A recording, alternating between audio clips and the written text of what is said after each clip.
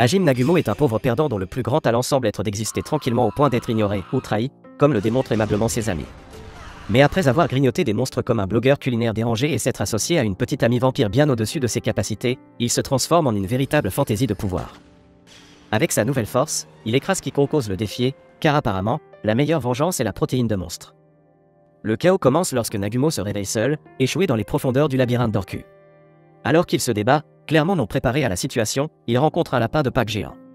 Avant qu'il ne puisse se demander pourquoi ce lapin a un appétit pour plus que des carottes, Big Fu fait irruption sur la scène, décidant que le lapin a l'air plus appétissant que l'existence triste de Nagumo.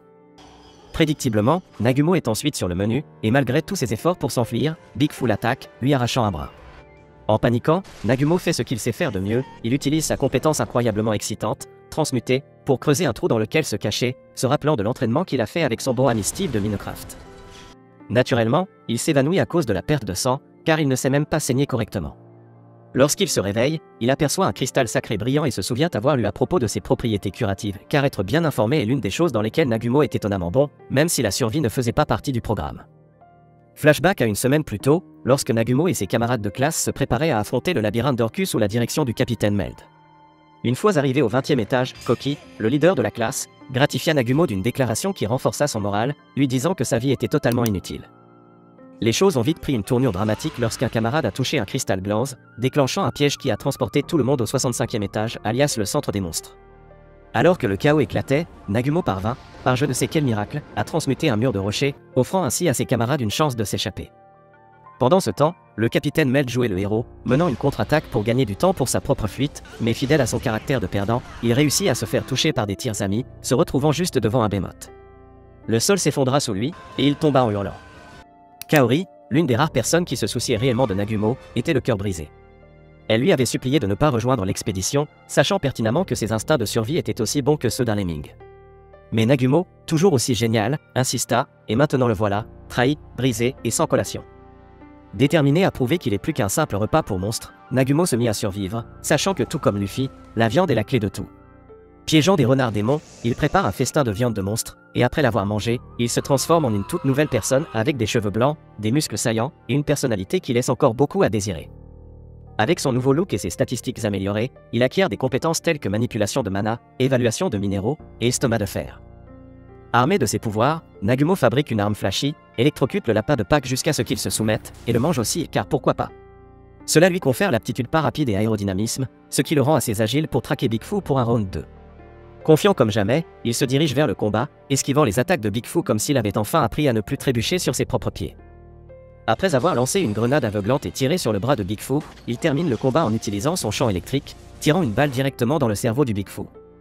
Nagumo, toujours défiant son appétit compétitif intérieur, décide que dévorer les restes de Big Fu est une brillante stratégie de survie. Dommage que son plan génial rencontre un obstacle, car manger le même monstre ne booste plus ses statistiques. À la place, il acquiert une nouvelle capacité, griffe spirituelle, car apparemment manger Big Fu revient à s'inscrire à un programme de fidélité. Ne parvenant pas à trouver un moyen de monter, il décide de descendre à la place, où il rencontre un monstre pétrifiant. Fidèle à lui-même, il utilise sa méthode éprouvée de grenade aveuglante, tir, répété pour obtenir la victoire, prouvant une fois de plus que la subtilité n'est pas son fort. Pendant ce temps, à l'extérieur du labyrinthe, les camarades de Nagumo rendent compte au roi de leur rencontre avec le Behemoth et de la chute moins que glorieuse de Nagumo. Le roi, dans toute sa sagesse royale, leur dit de garder les détails secrets, probablement pour éviter de gâcher leur flyer de recrutement pour de futurs héros. Shizuku, la personne compétente de l'équipe, veille sur Kaori, qui est toujours inconsciente après avoir tenté de sauver Nagumo. En repensant au passé, Shizuku se souvient avoir empêché Kaori de se jeter dans le danger, allant même jusqu'à laisser le capitaine Meld lui donner un coup de poing pour la protéger. À ce moment-là, un flashback apparaît, où l'on nous montre qu'à leur arrivée à Tortue, le pape expliqua toute la situation, les humains et les démons sont engagés dans une guerre de plusieurs siècles. Les démons, étant de vrais malins, se sont alliés aux hommes bêtes et ont commencé à gagner. Désespéré, le dieu de Tortue a convoqué leur classe pour rétablir l'équilibre.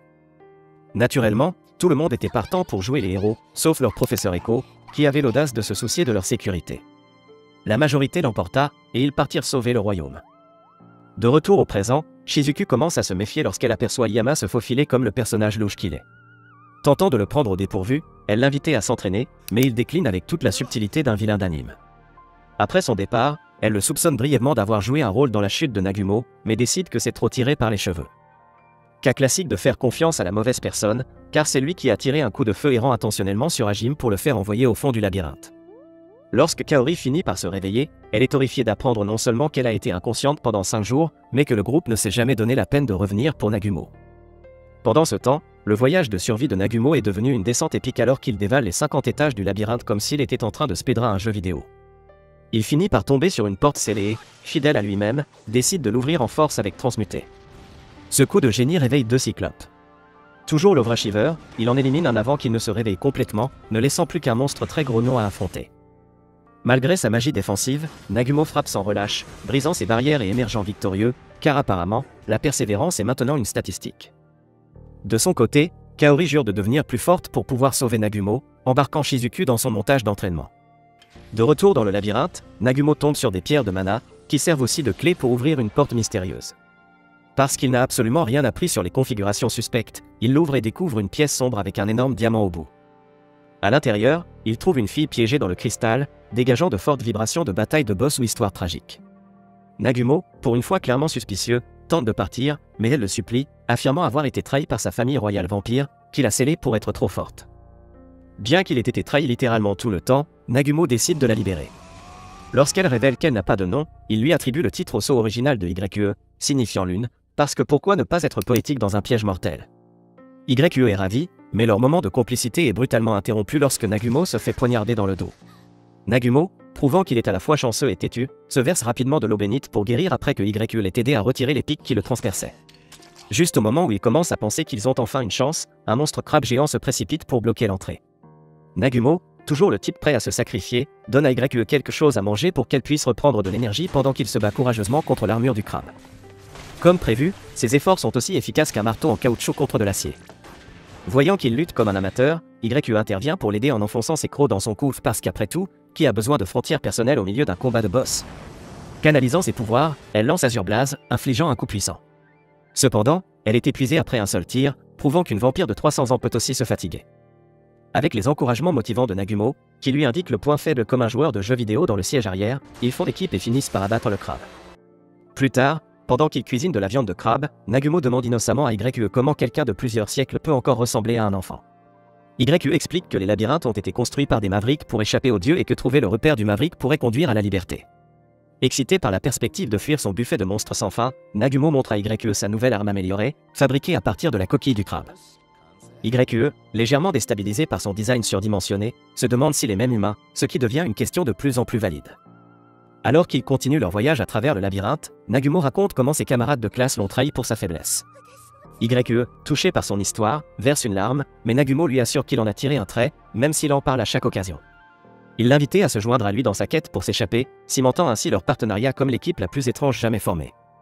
Pendant ce temps, le capitaine Mel donne à Koki un discours de motivation, car apparemment, quelqu'un croit encore en l'esprit d'équipe au royaume. De retour dans le labyrinthe, Nagumo et YE tombent dans un cauchemar jurassique, une zone remplie de dinosaures contrôlés par des fleurs poussant sur leur tête. Alors que Nagumo cherche le marionnettiste derrière l'armée de dinosaures, YE ne peut s'empêcher de grignoter son cou à nouveau. Nagumo, compréhensiblement agacé, lui suggère de trouver une façon moins gênante de recharger son énergie. Leur recherche les mène à une grotte où ils sont soudainement attaqués par des boules vertes de quelque chose. Nagumo, dans toute sa gloire de joueur de Minecraft, tente de les bloquer avec un mur de rochers, mais les fleurs ripostent. YE, arborant maintenant son propre accessoire floral grâce au contrôle mental, commence à attaquer Nagumo. Après avoir porté un coup, une fleur pousse aussi sur sa tête. Cependant, grâce à son alimentation riche en monstres, Nagumo écarte le contrôle mental comme un pro, tire la fleur de la tête de YE, et élimine le monstre derrière le chaos. Une fois la poussière retombée, il célèbre de la seule manière qu'ils connaissent, en mangeant le monstre vaincu. Naturellement, il propose une bouchée à YE, mais elle décline avec un sourire, se contentant de son repas habituel et grignote plutôt son coup de manière espiègle. Après un repos bien mérité, le couple étrange poursuit sa descente dans le labyrinthe, cartographiant la zone avec toute l'efficacité d'une unité GPS mobile. Finalement, ils atteignent le 100e niveau et se retrouvent face à une autre porte massive, parce que rien ne crie boss final comme une architecture dramatique. Entrant dans ce qu'ils pensent être le repère du Maverick, Nagumo et YE se retrouvent dans une immense salle remplie de cristaux lumineux, un endroit tellement étincelant de manière inquiétante qu'ils crient pratiquement piège. Leurs soupçons se confirment lorsqu'une hydre aux couleurs de l'arc-en-ciel fait irruption sur la scène, ressemblant à un cauchemar né d'un accident de TIED chaotique. L'hydre ne perd pas de temps, crachant du feu pour les séparer avant de cibler Nagumo avec une attaque de foudre. Il l'esquive de justesse, ripostant avec son arme fidèle tandis que YE tente de renverser la situation avec un glacial shit. Il ne faut pas longtemps pour qu'ils comprennent l'astuce de l'hydre, chaque tête possède une capacité surpuissante différente. Bien sûr, la tête blanche a pour rôle de guérir les autres, alors YQE tente de l'éliminer avec un crimson javelin. Malheureusement, la tête jaune bloque son attaque comme si l'hydre faisait partie d'une ligue de football défensive. Les choses vont de mal en pis lorsque la tête noire lance un sort de transe sur YQE, la transformant en canard assis. L'hydre se précipite sur elle, mais Nagumo effectue un sauvetage dramatique, se jetant de côté et laissant tomber une grenade paralysante comme s'il jouait dans un film d'action. Après avoir sorti YQE de sa stupéfaction magique, elle est soulagée de constater qu'il ne l'a pas abandonnée, ce qui, vu ses précédentes expériences avec les gens, est une inquiétude légitime. YQE, à son tour, le gêne un peu en le touchant de manière décontractée, le faisant rougir comme un collégien avant qu'il ne l'embrasse impulsivement. Mais la romance passe au second plan lorsque Nagumo lui rappelle maladroitement qu'ils ont toujours une hydre géante à tuer. Se recentrant, YQE effectue une attaque combo spectaculaire, résistant à peine à une nouvelle tentative de transe en pensant à quel point Nagumo dépend d'elle. Pendant ce temps, Nagumo lance un tir massif sur l'hydre, suivi de avant blast de YQE, qui anéantit enfin la bête, du moins il le pense. Une tête plus grande et plus méchante surgit des décombres et frappe Nagumo avant qu'il ne puisse réagir. Toujours le martyr prêt à se sacrifier, Hajime prend le coup pour protéger YQE, s'effondrant comme un bouclier humain avec des statistiques de durabilité médiocres. La traînant en sécurité, YQE lui verse désespérément de l'eau bénite, mais il reste inconscient.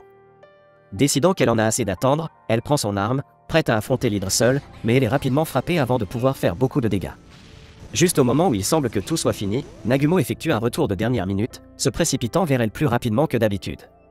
Avec un flair héroïque légèrement ridicule, il lui dit de se nourrir de son coup pour recharger ses pouvoirs. Rajeuni, Nagumo fait face à l'hydre seul, esquivant ses attaques comme une star d'action et préparant le plafond pour qu'il s'effondre sur la créature. Il la cloue au sol avec Transmute, tandis que YQE termine le travail avec un Azure Blaze, vaporisant définitivement le monstre. Tous deux s'effondrent immédiatement de fatigue, car apparemment, être surpuissant à un coup. Pendant ce temps, de retour au royaume, Echo confronte le pape, furieuse que les étudiants soient contraints de combattre après la perte de Nagumo.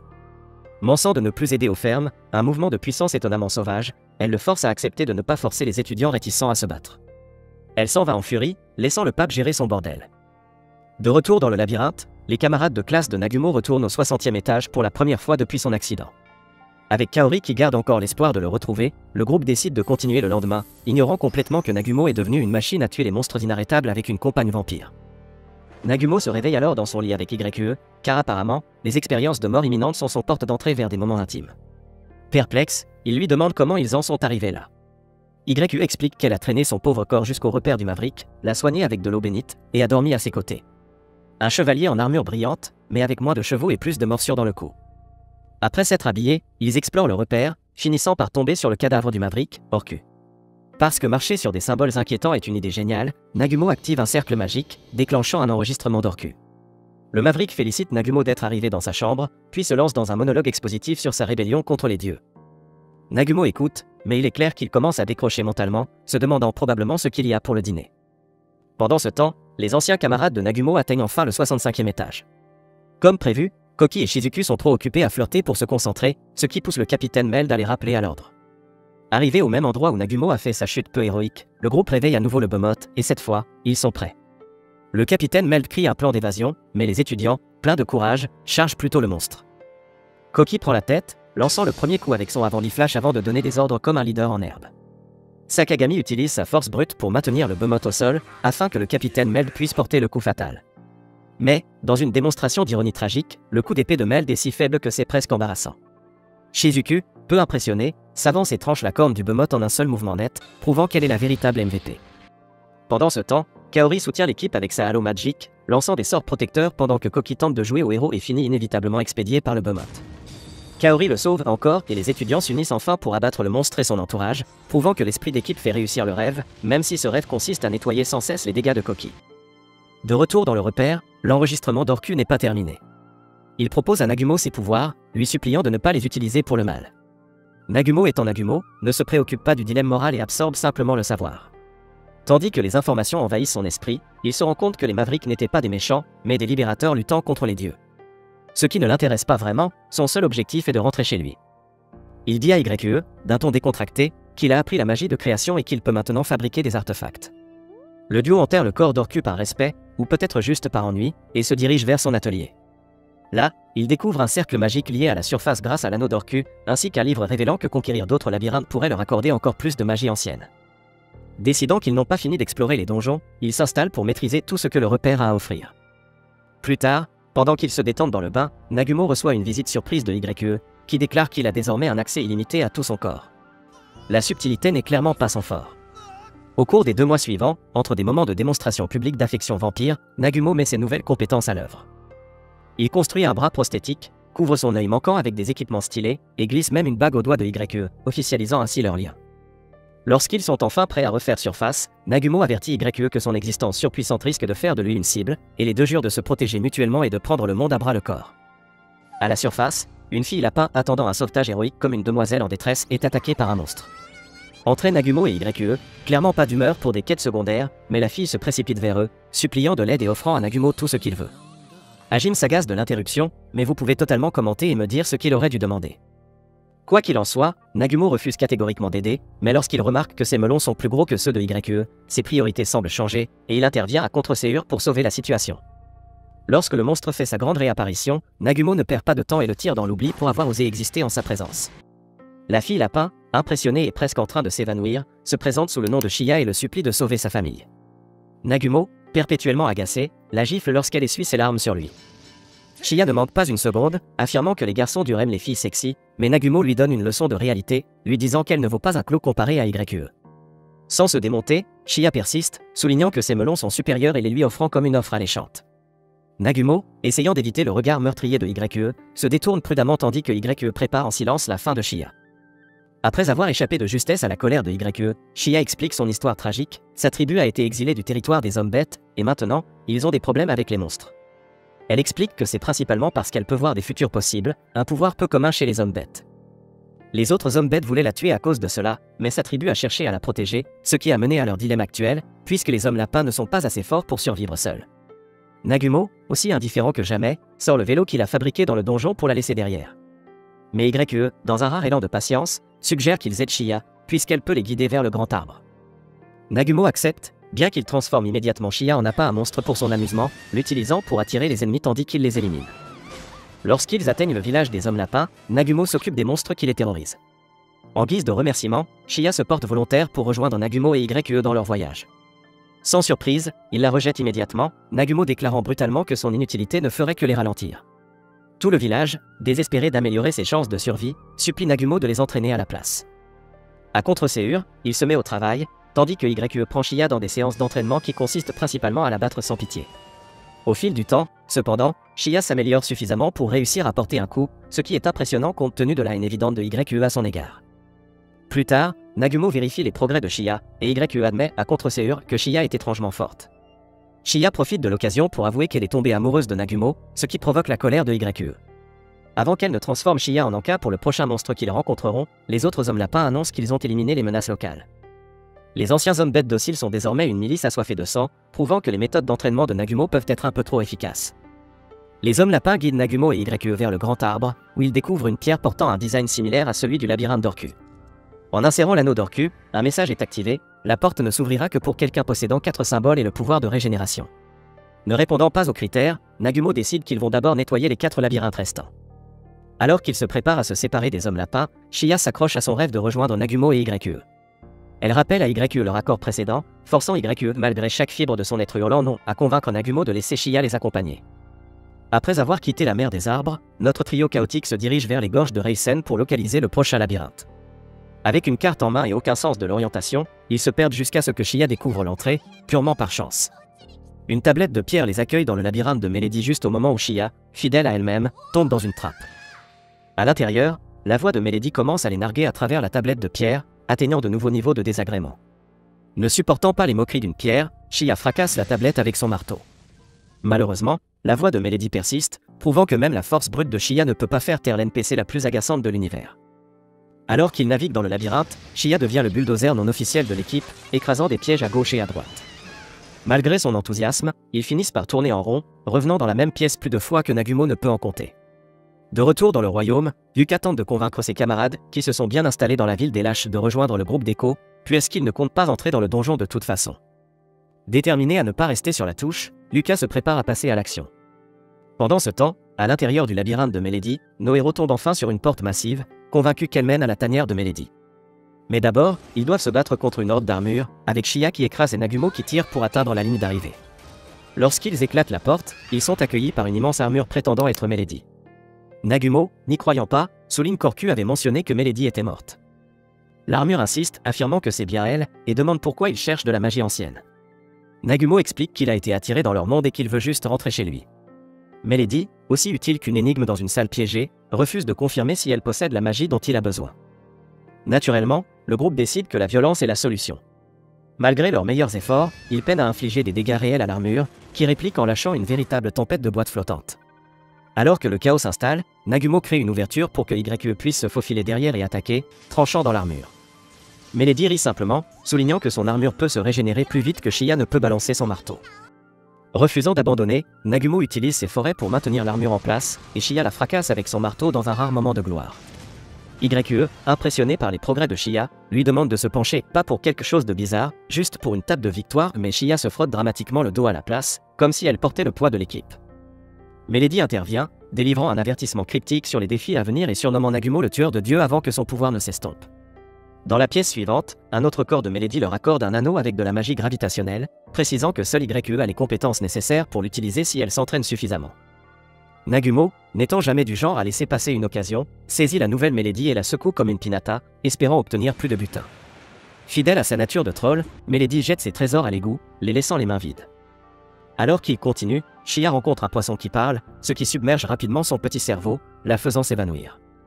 Nagumo, intervenant à contre-séure en tant que sauveur, lui fait un bouche à bouche. Shia, naturellement, va trop loin, se réveillant et l'embrassant passionnément. Agacé et absolument fatigué de ses bêtises, Nagumo la propulse à travers la zone avec un coup de poing qui pourrait aussi bien l'envoyer sur la lune. Après cette péripétie ridicule, le trio se dirige vers une auberge.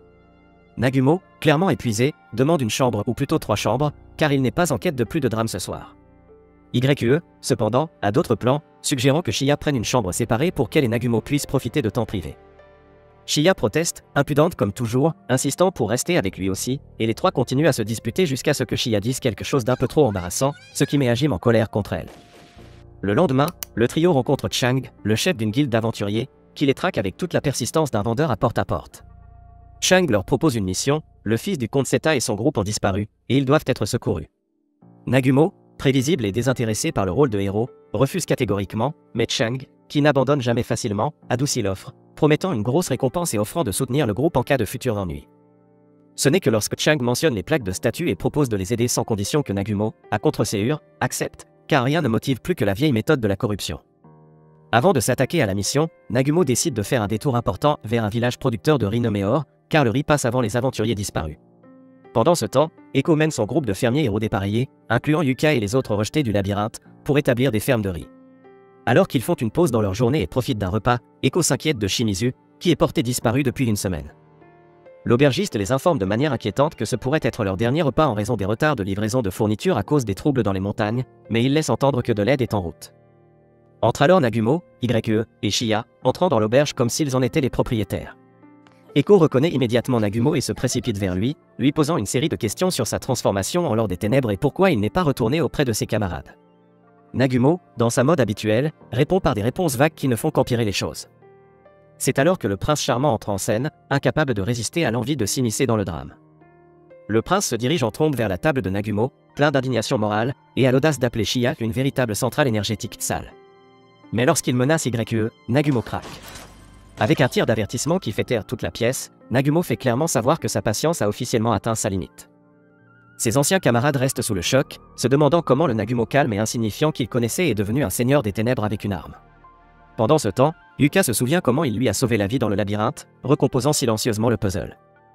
Après avoir terminé son repas avec le genre de flair dramatique que seul Nagumo sait faire, il prévient tout le monde de ne pas se mettre en travers de son chemin sous peine de subir les conséquences, puis quitte l'auberge avec YQE et Shia. Echo, plus déterminé que jamais, jure de ne pas abandonner. Plus tard, Nagumo rencontre Echo en privé pour lui donner un exposé monumental. Il explique l'histoire ancienne de leur monde, un cycle sans fin de guerre entre les humains, les démons et les beastmen, toutes orchestrées par un dieu manipulateur. Un groupe de libérateurs, plus tard surnommés les Mavericks, s'est rebellé contre le dieu et a créé les labyrinthes pour donner aux conquérants le pouvoir de se défendre. Nagumo, cependant, fait clairement savoir qu'il n'est pas intéressé par le rôle du élu. Il ne nettoie les labyrinthes que pour trouver un moyen de rentrer chez lui. Avant de partir, il balance une bombe, l'un des étudiants l'a attaqué intentionnellement, et Echo devrait prévenir Kaori et les autres de rester vigilants. Le lendemain, alors que Nagumo, YE et Shiya se préparent à partir, ils sont interceptés par Echo et les autres étudiants, qui insistent pour les accompagner. Après une vive altercation, Nagumo conclut un marché, il emmène Echo à condition qu'elle promette de se retirer une fois qu'elle aura les réponses qu'elle cherche. Sur ce, il fait apparaître une voiture comme un chauffeur Uber de donjon, et le groupe part pour leur nouvelle aventure chaotique. En montant la montagne, Echo partage ses préoccupations concernant la disparition de Shimizu. Nagumo, avec sa nonchalance caractéristique, la rassure d'un ton désinvolte, lui disant qu'il va probablement bien, et elle s'endort immédiatement sur son bras. Il est clair que son charisme en tant que compagnon de lit a évolué depuis le labyrinthe. Une fois arrivé en haut de la montagne, Nagumo libère ses drones de localisation humaine, qui se dirigent rapidement vers des restes brûlés de matériel d'aventure. Le groupe enquête et tombe sur un gigantesque cratère avec des traces laissées par quelque chose de gros.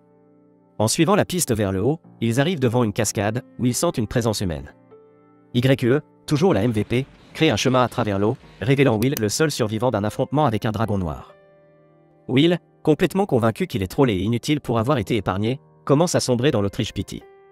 Nagumo, qui ne craint jamais de ne pas ménager les gens, lui dit d'arrêter de se lamenter et d'honorer les morts en continuant à vivre.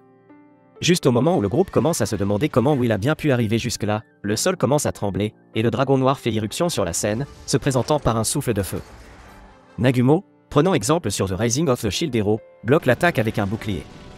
YU réplique avec calamité céleste, et Shiya frappe son marteau avec l'enthousiasme de quelqu'un qui essaie d'impressionner son crush. Malheureusement, le dragon se contente de hausser les épaules, ne réagissant qu'à peine. Lorsque le dragon contre-attaque, il envoie Shiya voler dans la mer. Pendant que YE et Nagumo continuent leur assaut, le dragon décide que le visage peu attractif de Will est la véritable menace et le cible. YE intervient juste à temps, prouvant une fois de plus qu'elle est la seule à décider qui vit et qui meurt ici. Les autres étudiants, essayant d'aider, lancent des attaques qui sont aussi efficaces que des nouilles molles. Frustré, Nagumo ordonne à Echo de ramener tout le monde en arrière et de se cacher derrière YE, le laissant gérer le dragon en solo. Il sort un pistolet qui égalise la puissance du dragon et le frappe au sol. Pas content de simplement tirer, Nagumo donne un coup de poing dans le ventre du dragon, le bombarde de grenades assommantes, et esquive ses contre-attaques avec le flair de quelqu'un qui se montre pour un recruteur de talent. Alors que le dragon commence à se fatiguer, Nagumo le lance en l'air et invoque un outil pour le maintenir au sol. Mais ce n'est pas un dragon de type cartoon du samedi matin, c'est un dragon noir, donc il se libère et se jette à nouveau sur Will, car apparemment, il a une vendetta personnelle contre les visages malchanceux. Cette fois, Shiya intervient et porte un dernier coup écrasant, marquant officiellement la défaite du dragon. Victoire assurée, Nagumo utilise son outil pour réveiller le dragon, et à la surprise générale, il commence à parler. Naturellement, Nagumo exige des réponses, lui demandant s'il est un dragonborn. Le dragon, toujours coincé, confirme qu'il l'est et promet d'expliquer tout une fois que Nagumo aura retiré l'outil. Au lieu de cela, Nagumo l'enfonce davantage, déclenchant quelques bruits intéressants de la part du dragon. Finalement, le dragon craque, il était contrôlé mentalement par un homme mystérieux qui l'a envoyé éliminer Will et son groupe. Nagumo, toujours suspicieux, est prêt à l'achever, mais YE fait remarquer que les Dragonborn sont trop fiers pour mentir. Le dragon, maintenant complètement transformé en sa forme humaine, se présente sous le nom de Tio et implore pour sa vie, affirmant qu'elle veut aider à arrêter l'homme qui la contrôlait. Nagumo, se conformant à sa règle de ne pas tuer ceux qui se rendent, accepte de la laisser en vie. Tio informe le groupe qu'une armée de 60 000 monstres approche d'or. Nagumo, confirmant les informations avec ses drones, déclare calmement que son seul travail est de ramener Will en sécurité, laissant le reste du problème à quelqu'un d'autre. Tio, trop épuisée pour marcher, est traînée derrière Nagumo, ayant l'air beaucoup trop contente de son traitement. De retour en ville, Echo supplie Nagumo de l'aider à repousser l'armée de monstres qui approche. Après quelques roulements des yeux et probablement un ou deux soupirs internes, il accepte à contre-séure, aidant les habitants avec les préparatifs et les plans d'évacuation. Alors qu'il supervise le chaos, Nagumo aperçoit un homme mystérieux rôdant, mais n'a pas le temps d'enquêter. Echo, toujours optimiste et pleine d'espoir, lui dit de revenir sain et sauf. Alors qu'ils attendent l'arrivée de l'armée de monstres, Yuka s'approche de Nagumo pour le remercier de l'avoir sauvé pendant le fiasco du labyrinthe. Fidèle à lui-même, Nagumo balaie la remarque en lui disant de ne pas mourir un sentiment à la fois pratique et dédaigneux. Pendant ce temps, Tio, ne manquant jamais une occasion de flirter dans les situations les plus inappropriées, propose de rejoindre Nagumo dans son voyage. Il la rejette, ce qui ne fait qu'attiser son enthousiasme bizarre. Elle jure de prouver sa valeur pendant la bataille, ajoutant même une offre d'elle-même, mais Nagumo fait comme s'il ne l'avait pas entendu.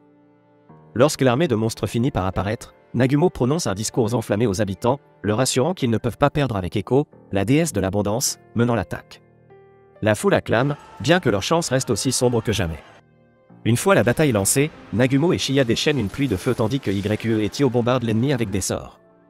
Malgré leurs efforts, la quantité de monstres semble à peine diminuer. Lorsque la marée de la bataille devient plus sombre, l'anneau de Tio se brise et elle s'effondre d'épuisement. Nagumo, à court de balles, charge dans la mêlée avec Shia, déterminé à trouver et confronter l'homme qui contrôle les monstres. Ils se fraient un chemin à travers la horde, laissant une traînée de destruction, et finissent par coincer l'homme masqué.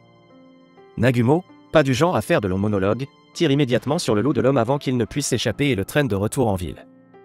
Lorsqu'ils reviennent, Eko identifie l'homme masqué comme étant Shimizu, son étudiant disparu. Shimizu, dans une confession désespérée et mal pensée, admet qu'il s'est allié au démon pour attaquer Or, espérant que cela lui vaudrait des éloges et de la reconnaissance. Son grand plan, cependant, n'avait pas prévu la capacité de Nagumo à anéantir sans effort une armée de 60 000 monstres. Alors qu'Eko tente de raisonner avec lui, Shimizu la saisit et menace de la poignarder avec du poison, à moins que Nagumo ne lui remette toutes ses armes. Nagumo, peu impressionné, refuse de négocier. Avant que les choses n'escaladent, Shia se précipite pour sauver Eko mais est frappé par l'attaque d'un monstre lointain. Nagumo se précipite aux côtés de Shia, l'eau bénite en main, mais Shia insiste pour qu'il s'occupe d'Eko en premier. Dans un moment qui ne manquera pas de faire naître des rumeurs, Nagumo administre l'eau bénite à Eko avec un baiser, la guérissant tout en la perturbant. Eko se réveille juste à temps pour voir Shimizu, maintenant gravement blessé, supplier pour des médicaments et jurer fidélité à Nagumo. Immuable, Nagumo met fin à Shimizu avec 2 balles, déclarant qu'il ne donne pas de seconde chance, et l'efficacité brutale de sa décision ne laisse aucune place au débat. Sur le chemin du retour, Will demande pourquoi Nagumo a tué Shimizu alors qu'il était déjà à l'agonie. Nagumo explique qu'il l'a fait pour épargner à Eko ce fardeau, lui permettant de continuer à être la bonne enseignante qu'elle aspire à être. Le lendemain, une paire d'esclavagistes tombe sur une enfant peinte sur un mur et planifie joyeusement de la vendre aux enchères. Pendant ce temps, Nagumo ramène Will en toute sécurité à Chang, qui tient enfin sa parole en fournissant au groupe des plaques de statues. Une fois cela réglé, l'équipe s'installe dans une chambre, où Nagumo prend son rôle habituel de garde de nuit ténébreux, promettant de finir n'importe qui oserait les poursuivre. Parce que rien ne dit hospitalité comme des menaces de mort décontractées. Alors que le groupe s'installe, Tio se remémore les derniers mots de son père, leur ennemi est le dieu de leur monde, et un jour, un être puissant s'élèvera pour le défier. Il est clair que Nagumo correspond au profil, bien qu'il soit moins un élu et plus un anti-héros réticent avec un doigt sur la gâchette. Dans le présent, Shia convainc Nagumo de lui faire une visite de la ville. Il visite un aquarium, où Nagumo rencontre un poisson qui parle et qu'il aime immédiatement plus que Shia, probablement parce que le poisson ne flirte pas avec lui à chaque occasion. Le poisson se plaint d'être retenu contre son gré, alors il le libère. Avant de s'échapper, il les informe d'une enfant peinte sur un mur qui a été amenée avec lui. Intrigués, Nagumo et Tio retournent en ville, sentant une présence faible en dessous. Pendant ce temps, YE, toujours imperturbable, confie à Tio qu'elle est d'accord avec un trio parce qu'elle est naturellement soumise. De retour dans les égouts, Nagumo et Shia découvrent l'enfant peinte sur le mur et la ramènent en ville. La fille se réveille, se présente sous le nom de Miyu, et explique son histoire tragique, elle a été séparée de ses parents et capturée par des esclavagistes. Nagumo, dans son style habituel froid, prévoit de la confier à la garde de la ville, malgré ses supplications en larmes pour rester avec eux. Les pleurs de Miyu n'ont aucun impact sur l'armure émotionnelle de Nagumo, et il la confie sans hésitation. Alors qu'il s'apprête à partir, une explosion secoue la zone. Nagumo revient pour découvrir que Miyu a été recapturé par les esclavagistes, qui ont laissé un message moqueur exigeant Shia en échange de la fille. Cela ne fait pas peur à Nagumo, ça l'excite, car il a enfin une excuse pour tirer sur quelqu'un. Rassemblant YU et Tio, il leur explique la situation, et ils se séparent pour démanteler les gangs d'esclavagistes qui terrorisent la ville. En chemin, ils libèrent d'autres enfants kidnappés, transformant leur ravage en une sorte d'effort humanitaire. Nagumo finit par retrouver Miyu à la maison de vente aux enchères, où il la sauve avant de l'emmener à un point de vue. De là, le groupe détruit systématiquement les repères des esclavagistes, laissant une traînée de décombres et de justice sur leur passage. Une fois la poussière retombée, Nagumo présente Miyu à YU et Tio. Clairement éprise de son sauveur grincheux et rapide à dégainer, Miyu déclare que Nagumo est son nouveau papa. Le groupe retourne à Darod, où il rencontre Loabawavi, un sceptique qui trouve leur rapport de Chang un peu trop tiré par les cheveux. Soudainement, Andu, un ancien camarade de classe de Nagumo, entre dans la pièce en courant, l'air d'avoir couru un marathon dans un film d'horreur. Il signale la présence d'un démon dans le labyrinthe et reconnaît immédiatement Nagumo, le suppliant pratiquement de l'aider. Moment de flashback, les camarades, après avoir atteint enfin le 90e étage, ont rencontré un démon qui leur a offert un choix, la rejoindre ou mourir. Naturellement, ils ont choisi l'option héroïque, refusant son offre, pour se faire immédiatement attaquer par ces monstres invisibles. Shizuku et Suzu ont pris le plus gros de l'attaque jusqu'à ce que Kaori lance un sort de guérison qui a révélé les monstres. Ils ont lancé une contre-attaque, mais ont rapidement été submergés car le démon guérissait ses créatures sur place, prouvant qu'elles jouaient un tout autre jeu. La situation devenant de plus en plus critique, Shizuku a dit à Andu de s'éclipser discrètement pour trouver le capitaine Meld et apporter des renforts. Pendant ce temps, le démon a insisté, demandant à Koki de la rejoindre à nouveau. Il a refusé, parvenant finalement à abattre un monstre, mais elle a riposté avec un nuage de fumée qui criait mécanique de combat de boss. Suzu a lancé une barrière pour protéger le groupe, mais un monstre a apparemment spawné à l'intérieur de la barrière, la poignardant et brisant leur défense. La fumée a avancé, pétrifiant les jambes de Suzu avant que Koki ne la chasse. Dévasté, Koki est tombé à genoux, déclarant qu'il ne pouvait plus fuir, car le démon avait éliminé leur ami. Shizuku, excédé par son mélodrame, lui a donné une claque pour le ramener à la réalité. Ailleurs, Andu est parvenu à atteindre le capitaine Meld au 7e étage, racontant à bout de souffle la situation, juste avant qu'un monstre ne le suive. Le capitaine Meld, dans un pur style héroïque, a envoyé Andu avertir les étages supérieurs tout en se préparant à gérer la menace. Un peu plus tard, Andu supplie maintenant Nagumo de sauver ses camarades. Dans le labyrinthe, les camarades ont réussi à s'échapper mais étaient dans un état lamentable. Koki, déjà incertain, a suggéré qu'ils se rendent. Eri, soutenant la motion, a déclaré qu'ils allaient tous mourir de toute façon s'ils continuaient à fuir. C'est alors qu'un capitaine Meld ensanglanté est apparu, prononçant ces derniers mots, « Faites tout ce qu'il faut pour survivre ». Quelques instants plus tard, le démon est apparu et l'a immédiatement achevé. Poussé par la rage, Koki a lancé son coup ultime, traversant les monstres et portant un coup solide au démon, mais, apparemment ayant suivi un cours d'hésitation, il n'a pas pu la finir. Sans signe une opportunité, le démon a invoqué un autre monstre, l'envoyant voler à travers le champ de bataille tel une poupée désarticulée. En surface, Andu continuait de supplier Nagumo, qui hésitait mais était hanté par les souvenirs de Kaori, Yuka et Eko. Enfin, il prit sa décision. Dans le labyrinthe, le chaos régnait, et Kaori a manqué de mana en essayant de sauver le capitaine Meld, tandis que Shizuku combattait courageusement pour repousser les monstres, avant d'être jeté de côté comme une figurine d'action abandonnée. Kaori s'est précipité à ses côtés, miraculeusement protégée par Suzu, qui s'est avérée être vivante malgré ses blessures antérieures. Mais la barrière ne pouvait pas tenir indéfiniment, et les monstres ont percé, laissant le groupe se préparer à leur fin. C'est alors, de nulle part, qu'un énorme outil a frappé le monstre, l'anéantissant instantanément, et Nagumo fit son entrée en grande pompe. Les étudiants sont complètement sidérés lorsqu'ils voient Nagumo entrer dans le chaos comme un héros d'action.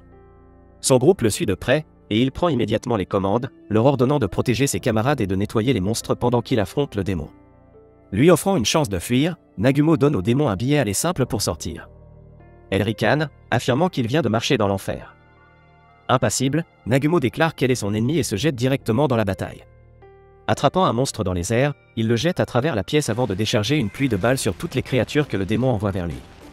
Ses camarades regardent, la bouche pratiquement pendante, tandis que Nagumo s'élance dans les airs, lance des grenades et enchaîne avec des tirs qui effacent instantanément l'opposition. Juste à ce moment-là, un énorme monstre tortue ninja apparaît, lançant des blasts d'énergie vers lui.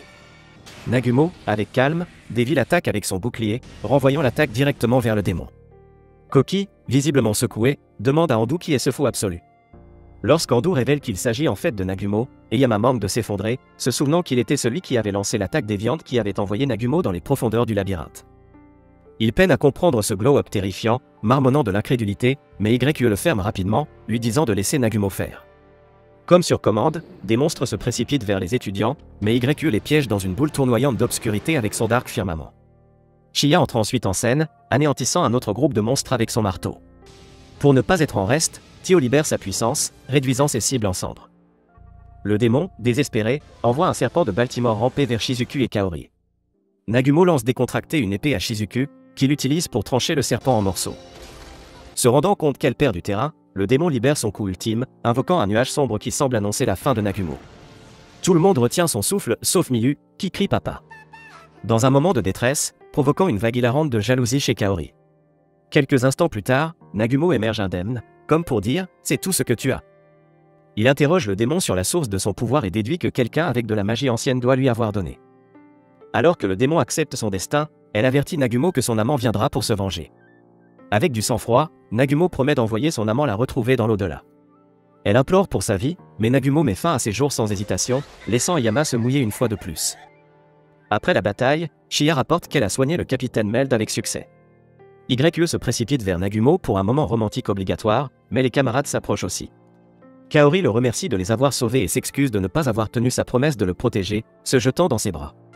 Cela, bien sûr, met YE et Chia dans une rage folle, qui peuvent à peine tolérer de le partager comme ça.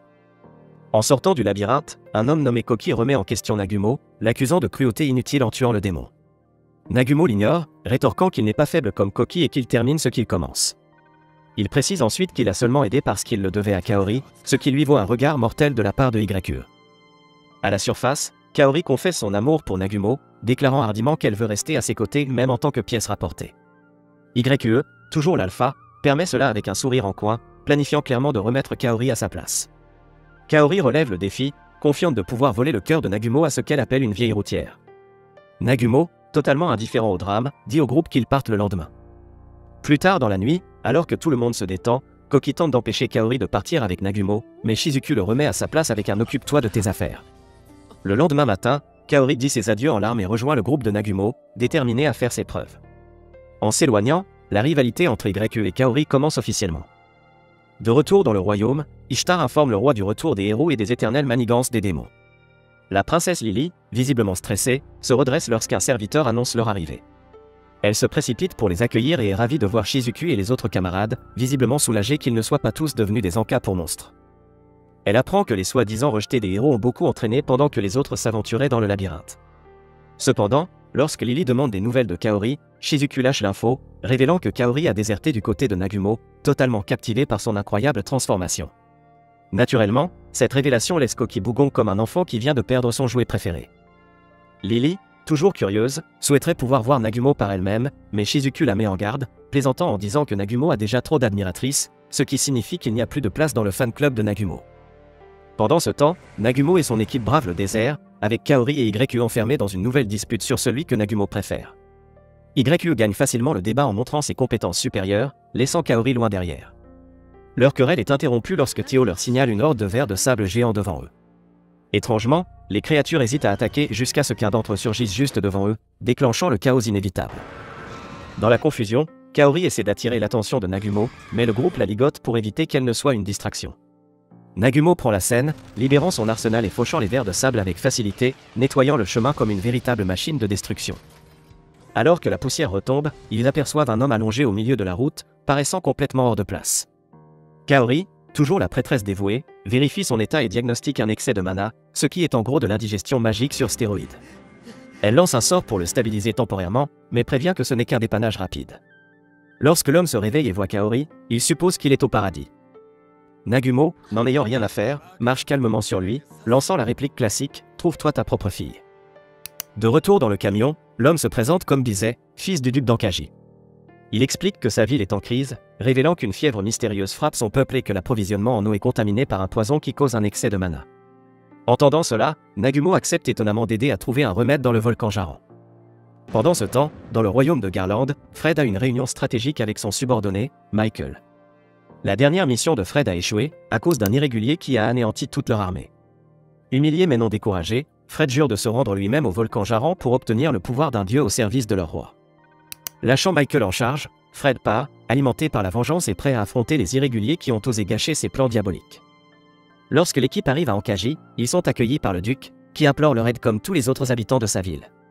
Kaori et Shiya se mettent immédiatement au travail pour s'occuper des malades, tandis que Nagumo et les autres se dirigent dehors pour résoudre les problèmes à haute intensité. YUE, flexant sa magie azur, creuse un immense trou dans le sol, et Nagumo le borde comme un entrepreneur avec un ensemble de compétences surpuissantes. YUE termine les choses avec de la magie de vagues déferlantes, créant un lac frais pour les habitants de la ville. Bien sûr, la magie a son prix. Épuisé par tous les sorts, YUE se tourne vers sa méthode de recharge préférée, grignoter sur Nagumo. Cette fois, elle s'assure d'avoir un peu plus d'action devant Tio et Miyu, qui regardent la scène se dérouler avec un mélange de choc et d'envie. Après que les habitants leur ont montré l'oasis, l'œil démoniaque de Nagumo commence à vibrer, et il suspecte qu'il y a quelque chose de louche caché dessous. En demandant au duc des informations sur des artefacts, il apprend qu'ils sont tous à l'extérieur de l'oasis, ce qui ne fait qu'approfondir ses soupçons. Fidèle à sa méthode de faire exploser d'abord, poser des questions ensuite, Nagumo lance plusieurs grenades dans l'eau, ce qui invoque immédiatement un cauchemar tentaculaire. Alors que les énormes appendices s'attaquent, Nagumo règle le problème avec son arme tandis que YUE et Tio s'occupent des restes. Finalement, Nagumo repère un cristal de mana à l'intérieur du monstre gélatineux et l'anéantit d'un tir, éliminant ainsi la menace. Malheureusement, l'eau reste polluée. Tio assure à tout le monde que l'eau se clarifiera avec le temps grâce au flux d'eau fraîche. Lorsque le duc se demande ce qui aurait pu provoquer l'apparition d'un tel monstre dans la zone, Nagumo pointe les démons comme les coupables probables, à la grande surprise du duc. Avec leur travail terminé, l'équipe retourne à la ville, où le duc rassemble ses gens avec la nouvelle de l'eau propre. Place à la prochaine quête de Nagumo, extraire de la Steelstone du grand volcan gros. Kaori se porte volontaire pour rester avec Miyu afin de s'occuper des patients, mais Miyu déclenche un drame en demandant si Nagumo a l'intention de lui offrir quelque chose de spécial, comme les cadeaux de YQE, et cela met immédiatement Kaori en mode interrogation FBI. L'équipe traverse ensuite le désert et arrive finalement au volcan. La chaleur les frappe durement, sauf Tio, qui semble trop à l'aise dans ces conditions brûlantes. À l'intérieur du volcan, ils découvrent que la plupart de la Steelstone a déjà été extraite, ce qui les force à aller plus profondément. En explorant, une explosion de feu se dirige vers eux, mais YQE utilise la séparation spatiale pour l'engloutir. Lorsque d'autres attaques enflammées arrivent, Nagumo fait une remarque sur faire goûter son outil à la créature, mais Shia intervient avec son marteau, la pulvérisant à la place. Il tombe sur une pièce lumineuse remplie de suffisamment de Steelstone pour que le voyage vaille la peine, mais décide de nettoyer le labyrinthe d'abord. Plus loin à l'intérieur, la chaleur commence à affecter tout le monde. YQE commence à dire des bêtises, ressemblant de plus en plus à Shia au fur et à mesure, et même Tio admet qu'ils ont besoin d'une pause. Nagumo crée une pièce de refroidissement tandis que YQE utilise sa magie de glace pour rafraîchir les lieux. Tio théorise que chaque labyrinthe sert un but spécifique d'entraînement, le labyrinthe Orcu se concentrait sur les combats de monstres, le labyrinthe Reisen testait les compétences en combat adaptatif, et le volcan Gros teste probablement les compétences en embuscade et en endurance. Nagumo tente de la prendre au sérieux mais se laisse distraire de manière hilarante par ses courbes, bien qu'il reste fidèle à sa reine plate autoproclamée. Plus tard, il traverse un lac de lave et arrive dans un dôme bordé de 100 pierres précieuses. Pensant avoir raté les gardiens, le groupe avance jusqu'à ce qu'une boule de feu fonce vers eux. Tio contre-attaque avec sa propre explosion de feu, mais une pluie de boules de feu tombe sur eux, les forçant à se disperser. Alors que YQE couvre Nagumo, un serpent de lave émerge du lac en fusion. Nagumo le abat d'un tir, mais 3 autres apparaissent, obligeant une retraite stratégique. Réalisation que les serpents ont probablement des cristaux de mana à l'intérieur, comme le monstre gélatineux à Ankaji, Nagumo sort un pistolet puissant pour les abattre rapidement et écraser les cristaux. Les filles se joignent à lui, et ensemble, ils éliminent les serpents. Mais lorsqu'ils réapparaissent, Shia remarque que les pierres précieuses du dôme correspondent aux serpents d'effet. En rassemblant les indices, l'équipe réalise qu'ils doivent détruire les 100 serpents pour terminer l'épreuve. Tio, toujours joueuse, suggère une récompense pour celui qui élimine le plus de serpents. YQE et Shia commencent à se disputer, mais concèdent rapidement, car elles ne sont pas de taille face à l'arsenal surpuissant de Nagumo. Il élimine méthodiquement les serpents restants, mais juste lorsqu'il termine, un énorme rayon d'énergie s'abat sur lui, le laissant gravement blessé. YQE utilise rapidement sa magie pour attraper Nagumo alors qu'il chute, le portant en toute sécurité et lui donnant désespérément de l'eau bénite. Malheureusement, c'est comme essayer de redémarrer un ordinateur portable avec un marteau, il reste insensible. Soudainement, Tio crie un avertissement et lance un sort de barrière juste à temps pour bloquer une attaque mystérieuse. YQE renforce la barrière avec la sienne alors que des explosions dévastent la zone environnante. Leur soulagement momentané est brisé lorsque Fred fait son entrée grandiose et maléfique, dirigeant une horde de dragons comme s'il passait une audition pour la couverture d'un album de métal. Déclarant son embuscade comme un succès, Fred s'émerveille de la façon dont Nagumo a survécu à un coup direct et demande avec arrogance combien de magie ancienne il a appris. Nagumo, retrouvant juste assez de force pour se lever, lui demande d'une voix groggy qui il est. Fred, toujours aussi théâtral, se présente comme l'apôtre de Dieu, ici pour délivrer la punition divine. Nagumo, imperturbable, le qualifie d'ennemi et se prépare à lui montrer ce qui se passe lorsqu'on interrompt la routine de son groupe. Malheureusement, le bouclier magique surpuissant de Fred annule toutes leurs attaques. Pour enfoncer le clou, Fred se téléporte derrière Nagumo avec son sort de faille cosmique et lance une explosion dévastatrice, que Nagumo parvient à peine à bloquer. Pendant que YQE et Tio repoussent la horde de dragons qui approche, Tio se souvient des derniers mots de son père, libérer son véritable pouvoir quand le moment sera venu. Nagumo, canalisant son étoile d'action intérieure, active l'Imi Break, se frayant un chemin vers Fred sous la couverture de ses boucliers croisés. Fred est sur le point de riposter quand Tio, dans sa véritable forme de dragon noir, fonce sur lui comme un train de marchandises. Fred, choqué de voir qu'un dragon noir est encore en vie, est entraîné dans un duel de dragons à part entière, les deux lançant leurs attaques de souffle dans un combat de domination enflammé. Fred tente d'interférer depuis son dragon blanc, mais Nagumo comble l'écart, tirant un coup perçant pour briser le bouclier et lançant une attaque de mêlée qui envoie Fred voler de son monture. Pendant ce temps, Tio prend le dessus sur le dragon blanc, mais il se retire pour se regrouper avec Fred. Malheureusement, le Limi Break de Nagumo se termine, le laissant blessé et tombant vers la lave en dessous. Tio fonce pour le sauver juste à temps, car apparemment, quelqu'un doit jouer le héros désigné lorsque Nagumo échoue. Fred, toujours sous l'effet de son énergie maléfique, nargue Nagumo, louant sa résilience mais déclarant que le sacrifice qu'il s'apprête à faire en vaudra la peine. Alors que Nagumo exige une explication, la lave commence à monter, et Fred, avec un sourire suffisant, révèle qu'il a détruit la pierre angulaire maintenant le volcan stable. Un classique des mouvements de seigneur maléfique. Pensant rapidement, Nagumo remet son anneau à Tio et lui ordonne de s'échapper par le toit. Étant la seule capable de survivre au piège, elle est leur meilleure chance d'avertir Ankaji. Avant de partir, Nagumo envoie un message à la ville, promettant d'honorer sa parole et de vaincre un jour Fred. Tio s'élève, luttant contre la horde de dragons tandis que YQE utilise sa magie pour détourner certaines des attaques. La douleur que subit Tio supercharge ses statistiques, lui permettant de se libérer et de rejoindre un endroit sûr. Pendant ce temps, dans le palais, la princesse Lily erre dans les couloirs, hantée par les souvenirs de son père et de son conseil qui semble troublé et distant. Apercevant Shizuku en plein entraînement, elle l'interrompt pour annoncer de mauvaises nouvelles. Le château et l'église ont décidé que Koki devait devenir plus fort pour lutter contre les démons, et des rumeurs circulent selon lesquelles Nagumo pourrait être qualifié d'hérétique. Ailleurs dans la forêt, Eyama réfléchit à l'impossibilité que Nagumo soit encore en vie quand une voix familière l'appelle. Il se tourne, reconnaissant la silhouette, et remarque de manière cryptique qu'il n'y a plus de raison d'obéir à ses ordres maintenant que Nagumo est vivant. La mystérieuse femme le rassure, sous-entendant que Kaori peut encore être récupéré de Nagumo s'ils font le bon échange. Tio arrive enfin aux portes d'Ankaji, se transformant de nouveau en forme humaine. Kaori se précipite vers elle, remarquant immédiatement que Tio est seul et la bombarde de questions.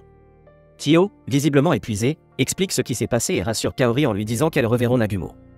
Alors qu'elles reprennent leur souffle, les deux décident d'aider Miyu à retrouver sa mère, Remia, car une quête secondaire est exactement ce dont elles ont besoin en ce moment. Pendant ce temps, quelques jours plus tard, Nagumo flotte sur un navire au milieu de nulle part, ressemblant à un survivant de naufrage avec une mauvaise attitude. YE prend des nouvelles, et Nagumo lui rapporte que le poison de la lumière brûlante est presque parti, mais il a encore l'air en mauvais état. Estimant qu'il est suffisamment remis, YE déclare qu'il est temps pour des activités extrascolaires. Les choses deviennent chaudes, mais les flashbacks de Nagumo de leur fuite dans la lave tuent l'ambiance. Il se souvient de la manière dont ils ont survécu de justesse lorsqu'une grande porte s'est soudainement ouverte pour eux, révélant un cercle magique qui leur a octroyé de la magie de contrôle de l'espace.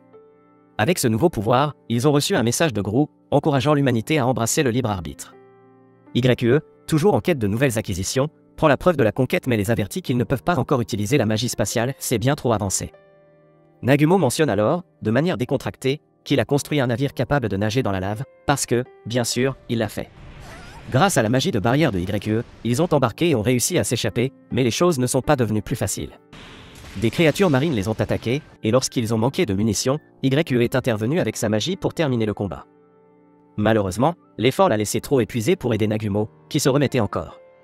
Shiya, voyant son moment de gloire, s'est proposé comme la nouvelle collation pour YE. Dans le présent, YE se repose après la longue traversée, tandis que Shiya rejoint Nagumo pour manger. Le groupe se demande à haute voix où ils ont échoué quand soudainement, des fresques apparaissent et un étrange homme commence à les interroger. Nagumo, pas d'humeur pour les énigmes, frappe l'homme de côté avec un poisson, mettant fin à la conversation. Juste au moment où les choses se calment, Miyu tombe du ciel avec Tio et Kaori. Nagumo saute pour la rattraper, et l'équipage est enfin réuni. Après cela, il navigue vers Erizen, où Miyu retrouve émotionnellement sa mère, Remia. Le moment touchant est interrompu lorsque Miyu remarque la jambe blessée de Remia et promet que son papa réparera tout. Les autres mermen entendent cela et commencent à se disputer pour savoir qui est le papa de Miyu, et Hajime soulève Remia, l'emportant dans sa maison.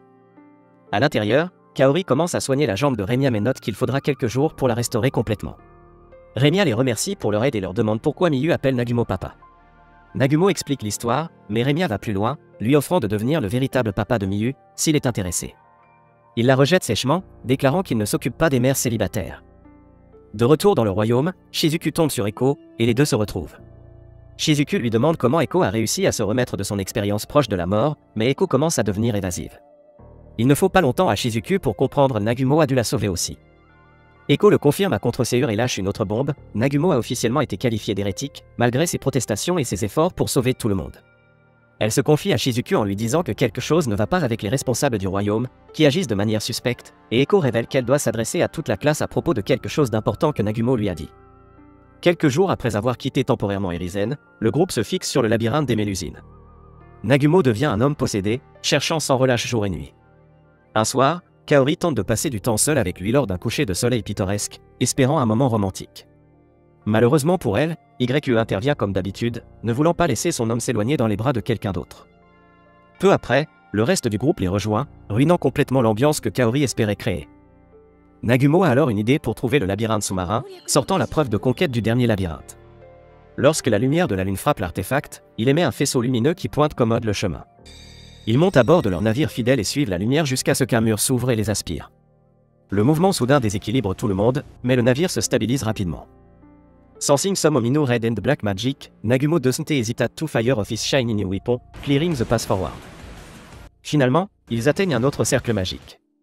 Nagumo utilise l'artefact pour ouvrir une porte menant à une zone agréablement sèche. Abandonnant le navire, ils explorent à pied, rencontrant rapidement des monstres que Nagumo écarte d'un air suffisant en les qualifiant de trop faibles pour les standards du labyrinthe. Évidemment, cela revient le hanter lorsqu'un monstre de gelée violette apparaît, imperméable aux coups de marteau de Chia. YU installe un sort de barrière tandis que Tio essaie sa magie du feu, mais YU remarque que la gelée semble dissoudre tout ce qui est magique. Alors que la gelée commence à se transformer, Nagumo et Chia essaient de la tirer, mais leurs attaques sont tout aussi inutiles. Avec le monstre qui se rapproche, Kaori prend en charge la protection tandis que YU et Tio lancent tout ce qu'elles ont contre lui. Rien ne fonctionne. Nagumo repère un écart dans le sol et l'élargit rapidement, permettant au groupe de s'échapper sous l'eau.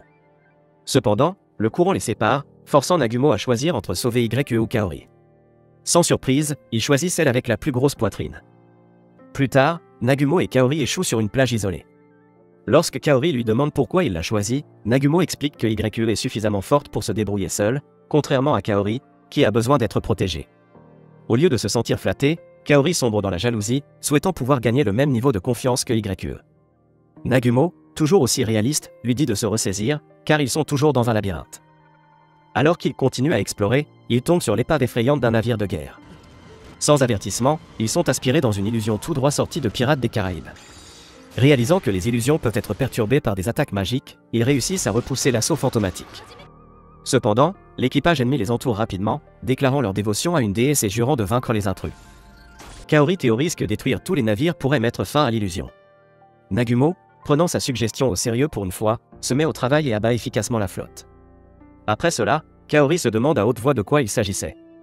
Nagumo suppose que le labyrinthe recréait une guerre orchestrée par un dieu fou, montrant la tragédie que de telles interventions divines peuvent causer. Kaori, submergé par la pensée de toutes ses vies perdues, se sent mal et s'excuse pour sa réaction. Nagumo, imperturbable, lui dit que cela ne le dérange pas, expliquant qu'il a traversé l'enfer mais a survécu grâce à YU. Cela rend Kaori de nouveau jalouse, ce qui pousse Nagumo à lui rappeler brutalement qu'il aime YU. Si elle ne peut pas gérer ça, elle devrait probablement reconsidérer sa présence.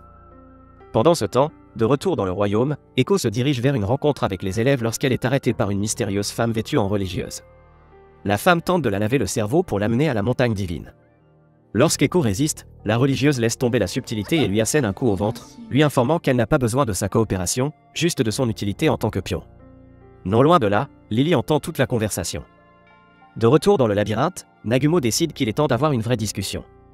Il dit à Kaori de comprendre pourquoi elle l'a suivi en premier lieu et de garder la tête dans le jeu. Il passe à un autre navire fantôme, et dès qu'il monte à bord, une autre illusion se déclenche.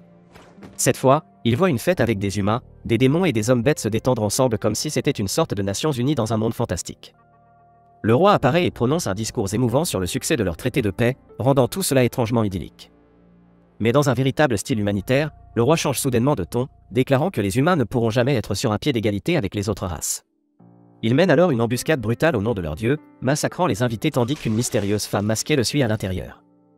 L'illusion se termine brusquement, laissant Kaori se demander pourquoi cela s'est arrêté avant qu'ils ne puissent intervenir. Nagumo, toujours pragmatique, suggère que l'objectif pourrait être de les faire observer et réfléchir. Pendant qu'il fouille le navire, Nagumo commande combien il est étrange que le roi ait pu obtenir autant de respect tout en nourrissant secrètement une telle haine. Soudainement, une étrange brume s'installe, et les instincts de Nagumo se déclenchent lorsqu'il aperçoit un fil piège. Il détruit immédiatement les pièges, mais un vent fort souffle Kaori, la laissant seule pour faire face à une embuscade. Après avoir démontré ses compétences en combat, il retrouve Kaori pour immédiatement lui mettre une arme sur la tête et tirer. Kaori se réveille, compréhensible confuse, et lui demande pourquoi il l'a tiré. Nagumo explique brutalement que son corps avait été pris en possession. L'entité qui la possède tente de lui faire culpabiliser, lui demandant comment il peut faire du mal à quelqu'un qu'il apprécie. Nagumo, non impressionné, tire une autre balle magique, expliquant que cela ne fait mal qu'au parasite, pas à Kaori. Il avertit l'entité que si elle ne part pas, il rendra sa vie un enfer sans la laisser mourir. Sans signe is Murdruora, The Entity By. Nagumo se penche pour vérifier si Kaori va bien. Dès qu'elle est complètement consciente, elle lui donne un baiser, déclarant sa décision de rester à ses côtés même si elle sera toujours la deuxième après YU. Elle accepte son rôle de soutien ultime, ce qui fait sourire Nagumo et lui faire des roulements d'yeux. À la fin du donjon, Nagumo déclare que cela a été une promenade de santé par rapport au précédent labyrinthe. Kaori lui rappelle que pour les habitants de ce monde, voir le chaos de leur dieu aurait été traumatisant. Le reste de l'équipe finit par les rattraper, et Tio ne perd pas de temps à taquiner Nagumo à propos de son moment seul avec Kaori. En réponse, il lui donne une gifle si forte que ses fesses dégagent de la vapeur.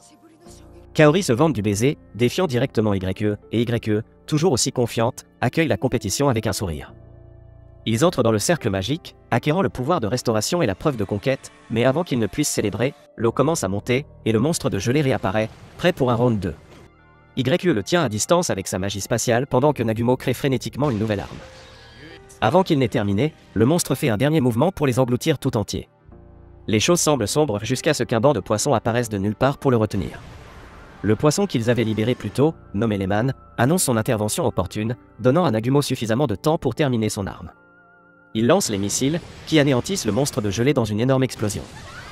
De retour dans le royaume, les étudiants commencent à s'inquiéter de l'absence d'écho de la montagne divine, et Shizuku fait remarquer que Lily est aussi portée disparue. Le capitaine Meld arrive alors qu'ils expriment leurs préoccupations au sujet d'Echo et d'autres étudiants disparus, et il les assure que la situation est en cours d'investigation. Pendant ce temps, sur la montagne divine, Echo est en captivité, où la religieuse sinistre se vante qu'elle est devenue un inconvénient pour le jeu tordu de son seigneur. Quelques jours plus tard à Erizen, Miyu réveille Nagumo avec la question urgente, pourquoi lui et YE sont-ils toujours nus? YE, imperturbable, dit à Miyu qu'elle comprendra quand elle sera plus vieille. Mais Miyu, jamais du genre à laisser passer les choses, remarque la croissance spéciale de Nagumo et demande si c'est pour ça qu'il comprend mieux les choses. Déconcerté, Nagumo la prend et essaie d'expliquer, mais avant qu'il ne puisse se sortir du trou gênant, le reste des filles entrent et annoncent que le petit déjeuner est prêt. Pendant le repas, Nagumo rumine à propos de leur départ imminent, redoutant la manière dont il va annoncer la nouvelle à Miyu. Pour alléger l'atmosphère, il se dirige vers l'eau pour une journée amusante. Pendant que les filles jouent à cache-cache avec Miyu, Nagumo s'assoit seul, luttant contre ses pensées. Les choses prennent un tournant chaotique lorsque Miyu plonge dans l'eau et vole le haut de bikini de Shiya avec un grand splash, la laissant exposer. Remia saisit cette occasion pour nager vers Nagumo, le remerciant de faire de son mieux pour garder Miyu heureuse. Elle lui conseille de faire ce qu'il doit faire, en lui assurant que Miyu a grandi et peut supporter la nouvelle. Nagumo acquiesce et décide qu'il dira à Miyu qu'ils partent le lendemain. Alors que Remia promet un festin ce soir-là, elle se blottit soudainement entre les jambes de Nagumo, l'appelant chérie. YE arrive alors sur les lieux avec un poisson et un regard mortel, prête à régler les choses. Pendant ce temps, Kaori se lamente de sa lutte sans fin pour trouver un peu de répit. À la manière classique de Miyu, elle demande à Nagumo s'il veut le haut de bikini de Shiya, provoquant le chaos lorsque Shiya l'accuse de l'Y avoir incité. YE, ne manquant pas une occasion, lui propose le sien, rapidement suivi des autres filles, jusqu'à ce que Nagumo se retrouve couvert d'une quantité absurde de maillots de bain. Plus tard, Nagumo annonce enfin la nouvelle à Miyu. Aussi courageuse que jamais, elle lui dit qu'elle le retrouvera un jour. Nagumo lui promet de revenir pour elle quand tout sera fini et même de l'emmener au Japon pour lui montrer où il a grandi. Le soir venu, les filles sont surprises lorsque Nagumo annonce son intention d'emmener Miyu au Japon avec eux. Il jure de trouver un moyen de traverser de nouveau, quoi qu'il en coûte. Le lendemain matin, Miyu donne au groupe des porte-bonheur identiques en guise de cadeau d'adieu. Ils se disent au revoir en larmes et quittent Erizen.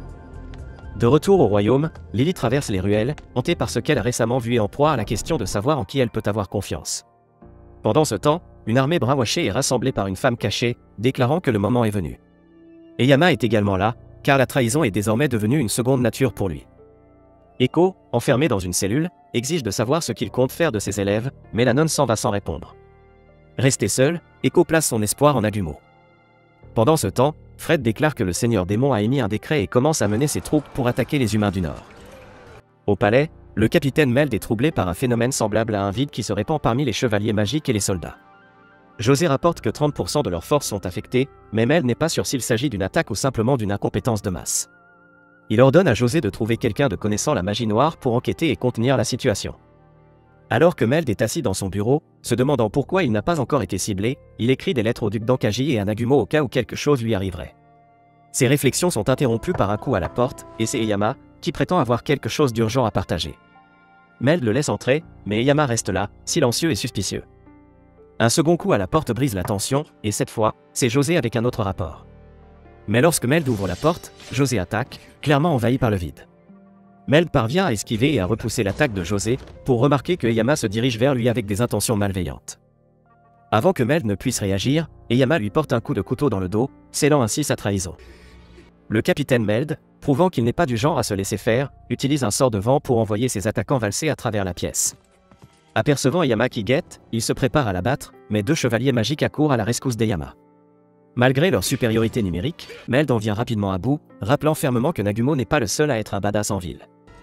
En croisant le fer avec José, Meld exprime sa déception envers son camarade d'être tombé sous le contrôle du vide. Après un échange tendu, il met José à terre. Eyama, observant le chaos, est choqué que Meld ait été utile tout ce temps. Avant que Meld ne puisse célébrer, les chevaliers tombés se relèvent, et Eyama déclare avec arrogance que même la mort ne peut les arrêter. À mesure que davantage de chevaliers corrompus envahissent la pièce, Meld réalise qu'il est dépassé. Il prend l'option la plus raisonnable, sauter par la fenêtre pour s'échapper. Sa victoire est de courte durée lorsqu'il se retrouve face à un ange. Elle tend la main, et tout devient d'un blanc éblouissant. Plus tard, la mystérieuse femme ramasse les lettres laissées par Meld et exige de savoir où l'ange est allé. Eyama, encore sous le choc, lui dit que l'ange est parti, les qualifiant de moitié cuits.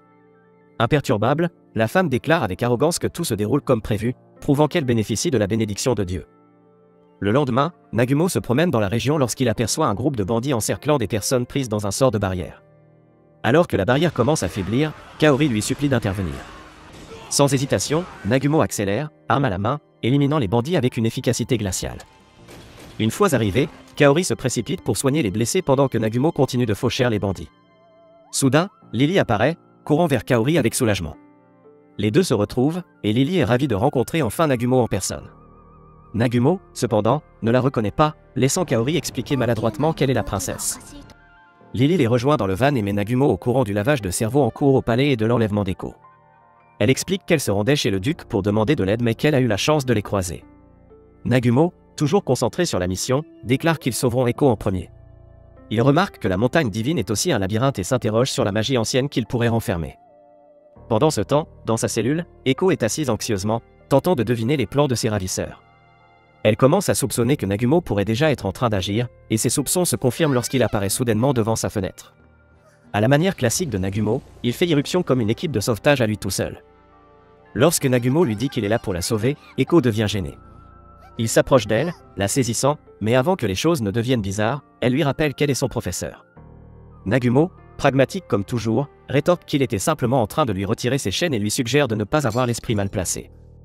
Après l'avoir libérée, Eko lui demande comment il savait où la trouver. Nagumo explique que Lily l'a averti, montrant qu'il a pris soin d'agir.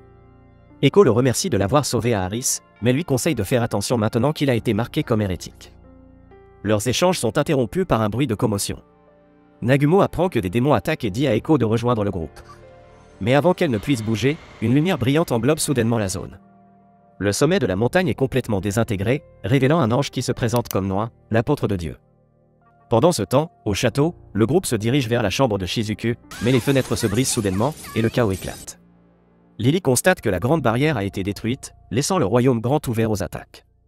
Avant qu'elle ne puisse réaliser la gravité de la situation, Tio radio avec une mauvaise nouvelle, des démons ont envahi, et le souffle du dragon blanc a anéanti la barrière.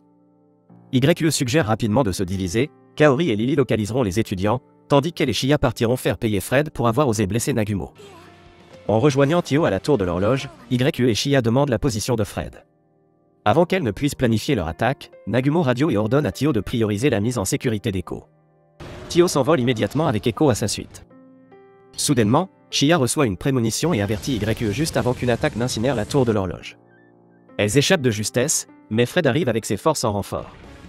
Il envoie un autre souffle de dragon, mais YE le renvoie calmement avec de la magie spatiale, anéantissant la moitié de ses forces en un seul coup. Imperturbable, Shia fait signe à Fred de venir. Reconnaissant un duo dangereux, Fred ordonne à ses forces de se séparer. Il assigne Mikhail pour affronter Shia pendant qu'il fait face à YE, afin qu'ils ne puissent pas s'entraider. L'attaque de Mikhail téléporte Shia vers un autre endroit, où il déclare son intention de venger sa fiancée, vaincue dans le labyrinthe d'Orku. Shia, peu impressionné, rejette sa vendetta et avertit que quiconque la combattra devrait se préparer à perdre. Furieux, Mikhail lance une salve de rafales d'énergie. Shia les esquive facilement, contre-attaquant avec son marteau et avertissant ses forces de ne pas s'approcher de trop près.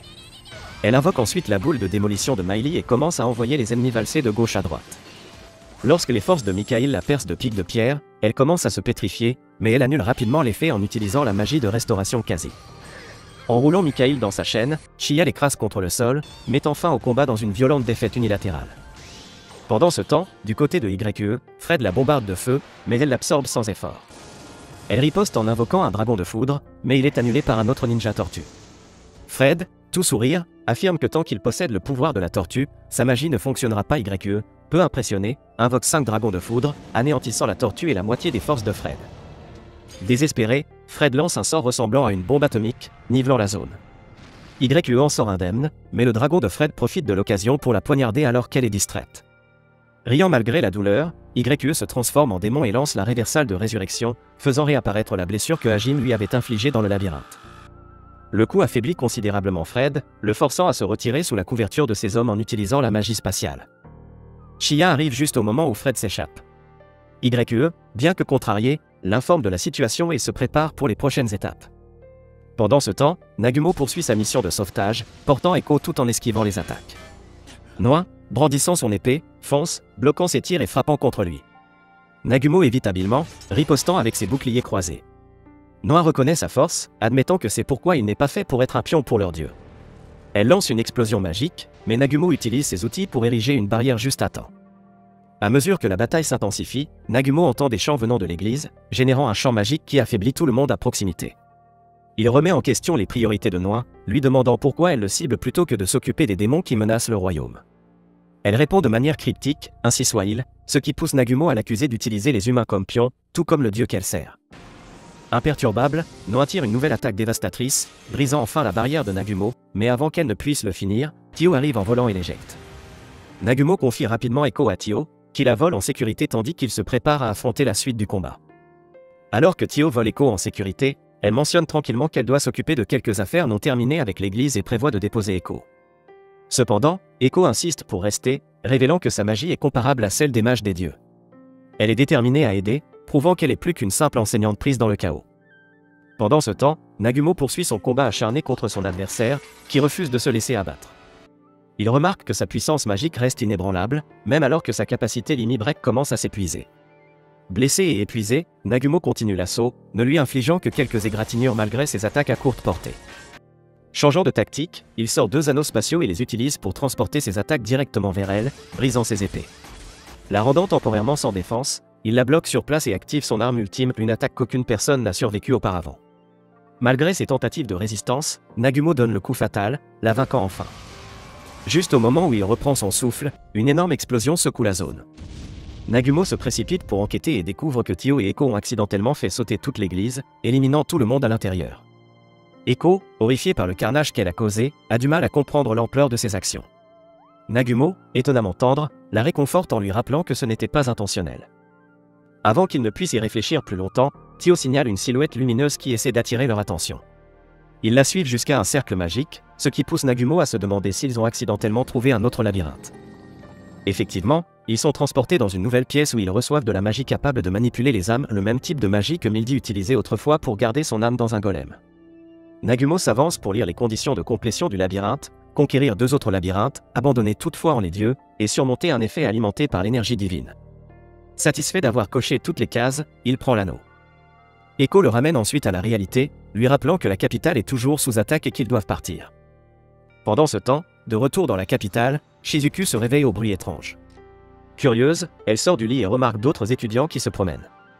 Ensemble, ils réveillent tout le monde pour enquêter. Soudain, Nia apparaît, affolée, et les informe que les démons envahissent. Koki suggère immédiatement qu'ils gagnent du temps pour permettre aux civils d'évacuer, mais Eri propose de se regrouper d'abord avec les chevaliers magiques. Suzu et Shizuku sont d'accord, et le groupe se met en route. Eri les conduit au point de rassemblement des chevaliers, mais quelque chose semble étrange. José, s'adressant aux chevaliers, sort un orbe pour marquer le début de la guerre. Lorsqu'il l'active, une lumière éblouissante engloutit la zone, désorientant les étudiants. Dans le chaos, les chevaliers se retournent contre eux, ne laissant que Shizuku debout au milieu du carnage. Alors que Shizuku digère la trahison, une femme mystérieuse apparaît, imperturbable face au massacre. Elle reconnaît la résilience de Shizuku, disant qu'elle n'est pas surprise qu'elle soit la dernière debout. Juste au moment où Nia court vers Shizuku, apparemment pour chercher de l'aide, elle l'embrasse et la poignarde dans le dos. La femme mystérieuse se révèle être nulle autre qu'Eri, son sourire sinistre marquant le début d'un nouveau cauchemar. Après avoir capturé les étudiants, Eri enchaîne Koki et scelle l'affaire par un baiser, révélant son plan de maître. Elle était complètement amoureuse de lui depuis le début, et toute cette machination avait été orchestrée simplement pour le rendre à elle.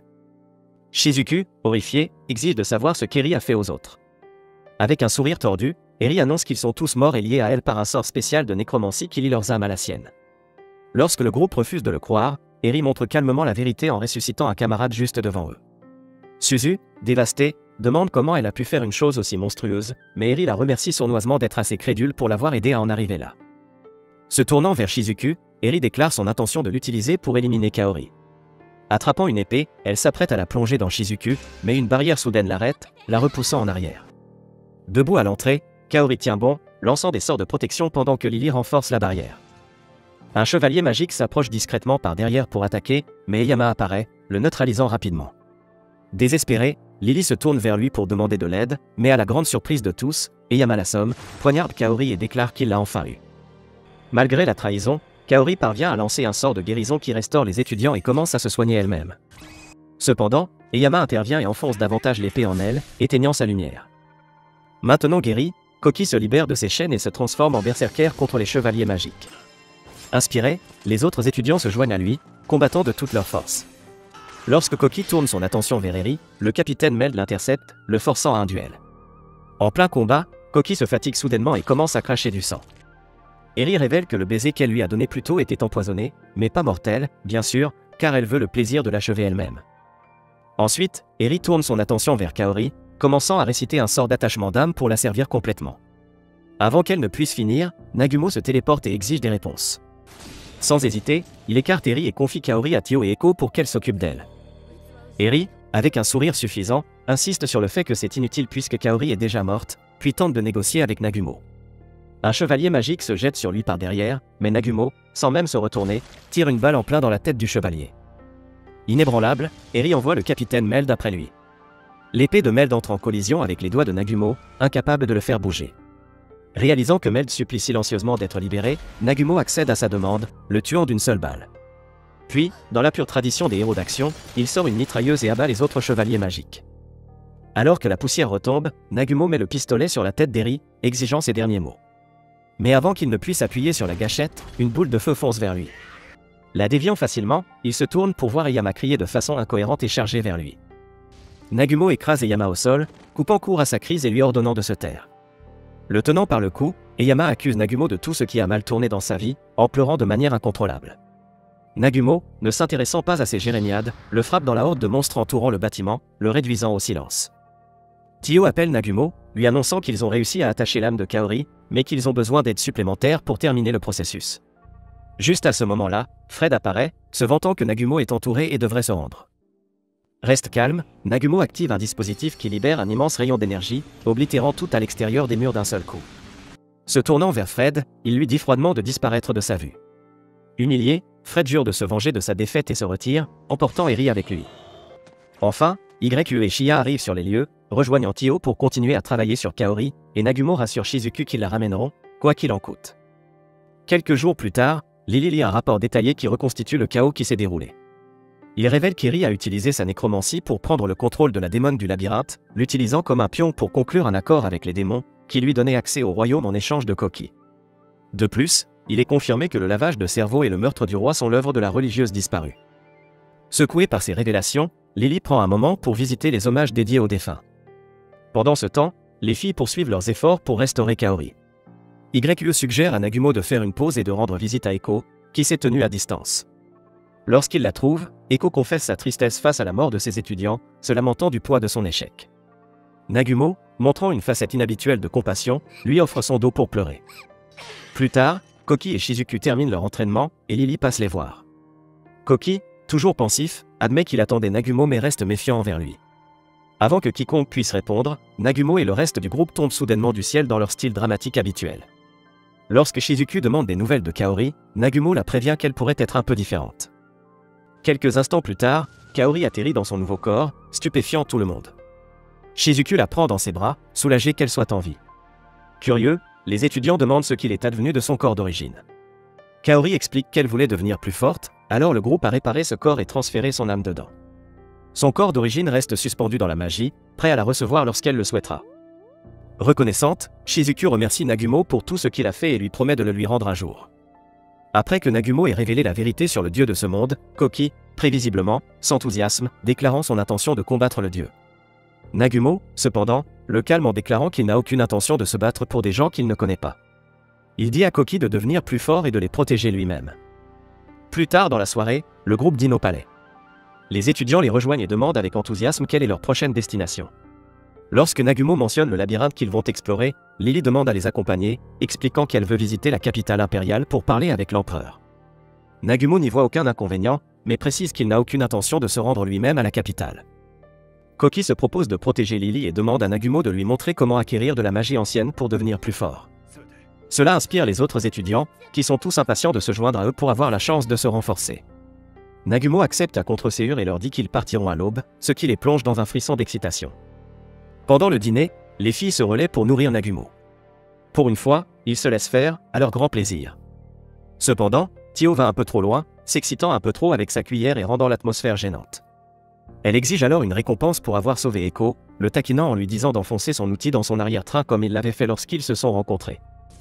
Agacé mais prêt à lui rendre l'appareil, Nagumo sort son outil plus long et plus dur, lui avertissant de se préparer.